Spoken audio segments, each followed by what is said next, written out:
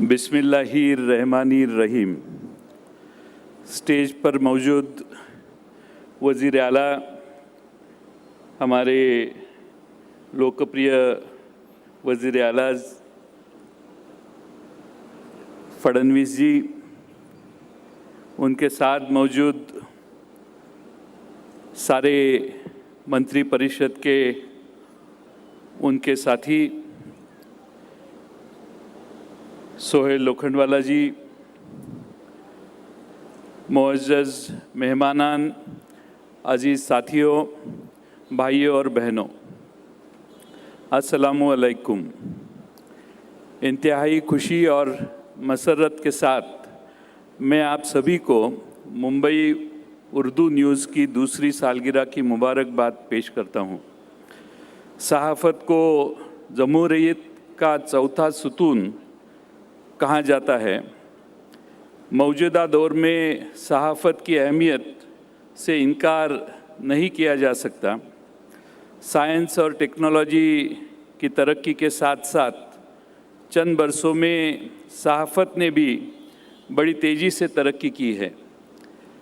किसी ज़माने में शाही फरमान या खुफिया तंजीमों के खतूत और पैगामात की शक्ल में शुरू हुई सहाफ़त आज हर घर में टेलीविज़न, रेडियो, मोबाइल, इंटरनेट और अखबार की सूरत में पहुंच चुकी है। अगर भारत के तनाजुर में देखा जाए तो जंगे आज़ादी में उर्दू सहाफ़त ने कायदाना रोल अदा किया है। उर्दू सहाफ़त की एक रोशन तारीख़ है। दिल्ली उर्दू अखबार, उर्दू ए मोहल्ला, अल हिलाल, अल बिलाग, सियासत, जमहूर और कई अखबारात ने शम्माए आज़ादी रोशन करने का साथ साथ कौम परस्ती, हुब्बुल वतनी और समाज की इस्लाही तहरीकों में अहम रोल अदा किया है। एक ज़माने में सहात को इबादत कहा जाता था, मगर आज हुकूमत में बैठे कुछ लोग सहाफ़त को खिलौना बनाने की कोशिश में लगे हैं। ऐसी इस देश में माहौल पैदा हो रहा है। आसिफा का हादसा कुछ ज़्यादा पुराना नहीं है। पूरे देश में, पूरे दुनिया में आसिफा का हादसा होने के बाद इस देश में क्या हो रहा है, इसकी चर्चा होने लगी है। इस देश में हमारी बेटियां, हमारी बहनें सुरक्षित है या नहीं, इसके ऊपर सवाल किए जा रहे हैं। और इस देश में जो माहौल तैयार हुआ है पिछले कुछ महीनों में, लोगों को ऐसा लगता है कि इस देश के हर कोने में हमारी बहना, हमारी बेटियां सुरक्षित करने में कुछ खास तौर पे कुछ कदम उठाने की आवश्यकता है। मुझे लगता है कि सियासत ये ऐसी चीज़ है कि जो हर संकट में हमारे देश को उस संकट से बाहर निकालने की कोशिश करती है। और इसीलिए सियासत को हमारे जमहूरियत का चौथा सुतून कहा जाता है। पिछले कुछ साल में और ख़ास तौर पे लोगों को ऐसा लगता है कि इस देश में अब हर एक को जो भी लगता है, जो कहना चाहिए, जो कहने की लोग कोशिश करते हैं, उसके ऊपर डायरेक्टली और इनडायरेक्टली कुछ न कुछ प्रभाव तैयार होता है। और इसीलिए लोगों को लगता है कि हम इस देश में जो हमारी डेमोक्रेसी है, उस डेमोक्रेसी में डॉक्टर बाबा साहब अम्बेडकर ने हमें अधिकार जो दिया है, वो अधिकार का वापर इस देश में कश्मीर से लेके कन्याकुमारी तक हम कहाँ भी जा सकते हैं, कुछ भी खा सकते हैं, कुछ भी पहन सकते हैं। लेकिन इन दिनों में कपड़े कौन से पहने आप क्या खा सकते हैं, क्या नहीं खा सकते, इसके ऊपर डायरेक्टली और इनडायरेक्टली कुछ कमेंट्स किए जाते हैं। और इसीलिए मुझे बार बार सहाफ़त से बहुत अपेक्षा है कि इस सारे बदले हुए माहौल से हमें कोई बचा सकता है तो सहाफ़त ही बचा सकती है, ऐसा मुझे लगता है। मैं आसिफा के हादसे के बाद एक शेर ज़ुबान पे आता है,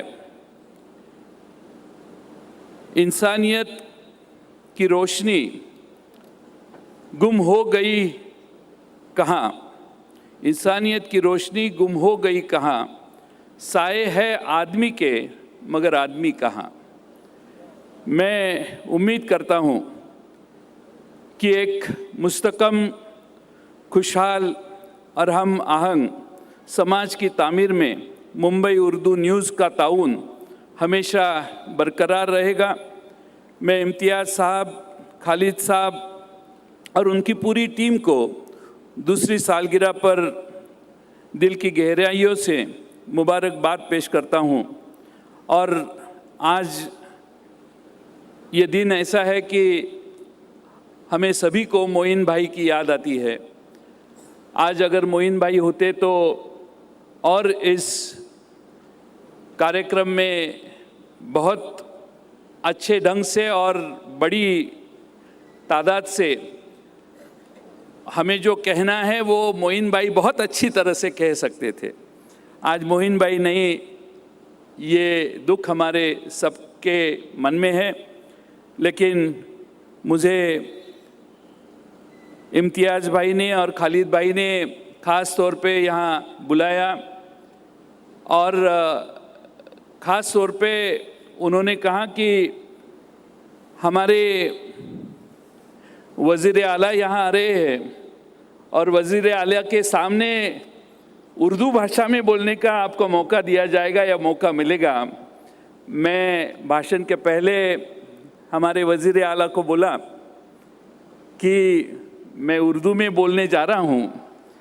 ये भाषा ऐसी है कि बहुत सालों से मुझे ये भाषा में बोलने की इच्छा है, लेकिन बीच में कभी कोशिश करता हूँ। मुझे लगता है कि कम से कम मिस्टेक करके मेरा भाषण मैंने आज किया है। आपको उर्दू आती है कि नहीं मुझे मालूम नहीं, लेकिन शंकरराव चौहान जी और विलासराव देशमुख जी मराठवाड़ा के होने के कारण उनकी उर्दू बहुत अच्छी थी और इसीलिए उर्दू में बोलने की मैंने कोशिश की है। हमारे सोहेल लोखंडवाला जी, इनके माध्यम से हमारे नासिर पठान उधर बैठे, वो कभी कभी उर्दू सिखाने की कोशिश करते हैं हमें। लेकिन उर्दू ये भाषा है कि वो उस उर्दू भाषा से ये दिल की ज़ुबान है ऐसा लगता है। और इसीलिए उर्दू टाइम्स के ये कार्यक्रम को आते हुए मुझे यहाँ आने का मौका दिया, आप सभी के साथ बात करने का मौका दिया। इसीलिए मैं उर्दू टाइम्स के सारे टीम का आभार व्यक्त करता हूँ और मेरे 2 लफ्ज़ पूरे करता हूँ। धन्यवाद।